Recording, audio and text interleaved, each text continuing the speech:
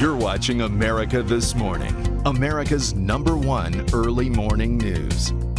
Good morning. We begin with that breaking news from the Middle East, where President Obama is meeting with top Israeli and Palestinian leaders today. 2 rockets were fired from Gaza into the southern part of Israel. And ABC's Alex Marquardt is joining us this morning from Jerusalem with the details. Alex, when we talk about proximity here, just how close was the president to this attack? Good morning, John. Good morning, Diana. Well, the president was safe in Jerusalem, which is about 40 miles northeast of this town called Sderot. The Israeli military confirmed that 2 rockets landed there, one lightly damaging a house, the second landing in a field and setting off a fire. There have been no claims of responsibility from Hamas or any other militant groups in Gaza. We've reached out to Hamas, but haven't received any response. Now, to be perfectly frank, 6 months ago, for example, this wouldn't even have raised any eyebrows. It would have been a non-event, something that wouldn't have caused any headlines because it was so common.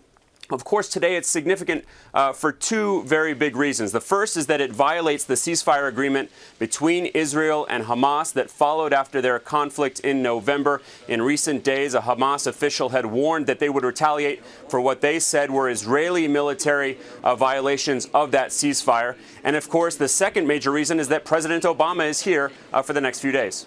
Alex, you mentioned that the rocket fired kind of small potatoes on a normal day. Obviously, the president there, not small potatoes, but really a reminder of how far away the 2 sides are in the peace agreement.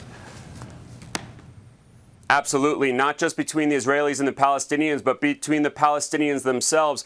The president this morning is meeting with Mahmoud Abbas, the president of the Palestinian Authority, which runs the West Bank. Hamas, the militant group, runs the Gaza Strip. So there's an argument to be made, as an analyst did to me earlier this morning, that this is Hamas's way of saying, or Gaza's way of saying, rather, we are here. Why aren't you talking about us? Why aren't you talking about Gazans? Why aren't you talking about Israel's blockade of Gaza? So there's a lot of work to be done to bring both Hamas and the Palestinian Authority together, but of course, even more work to be done to get Israel and the Palestinians back to the negotiating table, let alone finding a final peace agreement.